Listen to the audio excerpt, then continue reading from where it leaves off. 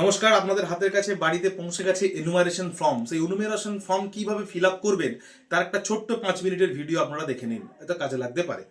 তো এইখানে আমার যে ইলেকট্রড আছে তার নাম হচ্ছে কি পার্বতী হাঁসদা। তো পার্বতী হাঁসদার ফর্ম ফিল আপ হবে 2002 সালে, নাম তার আছে। তো দেখুন, প্রথমে ওপরের পার্টটা, আর 3টে পার্ট আছে এই ফর্মটা। ওপরের পার্টটা 2025 সালের রেসপেক্টে হবে, যা যা আছে সেটা লিখতে হবে। যাদের 2002 এর নাম আছে তারা বাঁ দিকটা ফিল আপ করবে, যাদের 2002 এর নাম নেই তাদের বাবা, মা, ঠাকমা, দাদুর যদি নাম থাকে তাহলে তারা ডান দিকটাই ফিল আপ করবে।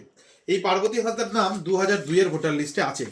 তো দেখুন কিভাবে সে ফিল আপ করবে। প্রথমে ওপরটা কি করবে, তার জন্ম তারিখ দেবে, আধার নাম্বার তার থাকলে মানে ঐচ্ছিক দিতেও পারে, নাও দিতে পারে, মোবাইল নাম্বার সে দেবে, পিতার নাম বা অভিভাবকের নাম, সে পিতার নামও দিতে পারে, তার অভিভাবক যদি তার বাবা, তার ছেলে, যে কেউ যদি অভিভাবক হয় তার নাম দিতে পারে। পিতার নাম দেওয়াটাই ভালো আমি বলবো। পিতার নামের এপিক নাম্বার যদি থাকে দেবে, না থাকলে দেবে না। মায়ের নাম ঠিক একই রকম, থাকলে দেবে, না দেবে না। যদি স্বামী হয় তাহলে স্ত্রীর নাম দেবে, যদি স্ত্রী থাকে তাহলে স্বামীর নাম দেবে, তার এপিক নাম্বার দেবে। যাদের বিয়ে হয়নি তারা এখানটা কিচ্ছু করবে না, ফাঁকা থাকবে। এবার যেহেতু পার্বতী হাঁসদার নাম 2002 আছে, দেখে নিন 2002 এর লিস্টে আছে 276 বিধানসভা কানলা 90 পার্ট নম্বরে ওনার নাম আছে। তাহলে এই যে পার্বতী হাঁসদা কত 437 নম্বরে আছে। তাহলে দেখুন এখানে কি করবো আমি, এবার এখানে নির্বাচকের নাম পার্বতী হাঁসদা, এপিক নম্বর, তার এপিক নম্বর এই দেখুন একদম শেষ মাথায় আছে, এই যে এপিক নাম্বারটা এখানে আমি দিয়ে দেবো। 2002 এ যা যা আছে তাই দিতে হবে, যদি ভুল থাকে সেই ভুলটাই দিতে হবে। আত্মীয়ের নাম অনেকই কনফিউশন হচ্ছে, বুঝতে পারছেন না। এই যে সম্পর্কিত ব্যক্তির নাম মানে এটাই আত্মীয়ের নাম। দেখুন আছে কালীপদ হাঁসদা, তাহলে এখানে লিখবো কালীপদ হাঁসদা। সম্পর্ক কি আছে, স্বামী, তাহলে এখানে লিখবো স্বামী। জেলা, সেই সময় জেলার নাম ছিল কিন্তু বর্ধমান, পূর্ব বর্ধমান নয়, তাহলে বর্ধমান হবে, রাজ্য পশ্চিমবঙ্গ। বিধানসভা ক্ষেত্রের নাম 276 কানলা, 276 কানলা, কমা দিয়ে সাধারণ লিখতে পারেন, আচ্ছা না লিখলেও অসুবিধা নেই, 276 কানলা।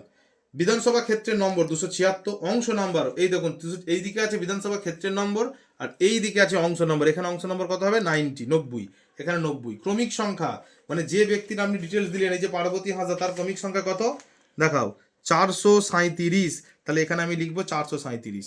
এটা হচ্ছে যাদের 2002 সালে নাম আছে। এবার একটা দেখা যাক 2002 সালে নাম নেই, তার ফর্মটা কিভাবে ফিল আপ হবে। ধরুন এই যা সুপর্ণা পাল, 2002 সালে নাম নেই, তাহলে এর বাবা বা মায়ের নাম আছে, তাহলে ধরুন, তাহলে এর নাম এখানটা যা হলো ডিটেলসটা দিয়ে দিলাম আমরা। তারপরে এবার এর ডান দিকটা ফিল আপ হবে।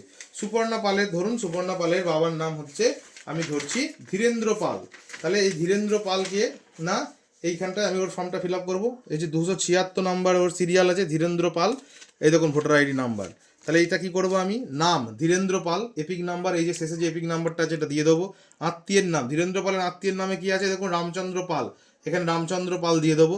সম্পর্ক, এই জায়গাটায় হচ্ছে গোটা কনফিউশনটা হচ্ছে, এখানে কার সাথে কার সম্পর্ক হবে, ধীরেন্দ্র পালের সাথে রামচন্দ্র পালের, না, এখানে সম্পর্ক হবে ইলেক্টরের সাথে, অর্থাৎ এই যে ভোটার সুপর্ণা পালের সাথে এখানে যার নাম দিয়েছি ধীরেন্দ্র পাল, তাদের কি সম্পর্ক, অর্থাৎ এদের সম্পর্ক কি পিতা কন্যা।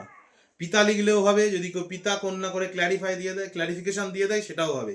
পিতা হাইফেন কন্যা দিতে পারেন, বা শুধু পিতা দিলেন, কারণ 2002 এর সাথে আপনাকে এখানে তুলনা করা হবে, তো সেইটাই কিন্তু খুব গুরুত্বপূর্ণ। জেলা যেরকম আছে দিয়ে দেবেন, এখানে সে সই করবে, বা বাম হাতের লেফট থাম দিয়ে দেবে। এখন প্রশ্ন হচ্ছে, অনেকগুলো প্রশ্ন থাকে যে বাংলা আর ইংরেজি থেকে ফিল আপ করা যাবে, হ্যাঁ দুটোতেই করা যাবে। বাংলায় যদি ফিল আপ করেন তাহলে ডিজিটগুলো, অর্থাৎ মোবাইল নাম্বার, আধার নাম্বার, এগুলো সব ইংরেজিতে লিখবেন। প্রশ্ন হচ্ছে যদি কেউ এখানে না থাকে তার ফর্মটা কিভাবে ফিল আপ করা যাবে, হ্যাঁ কেউ করতে পারে। এবার সে এখানে তার সাইনটা করে ব্র্যাকেটে সে কি আত্মীয়তার ধরন, অর্থাৎ সে বাবা, মা, কাকা, যেটা কোনটা সেটা সে লিখে দেবে এই জায়গাটায়।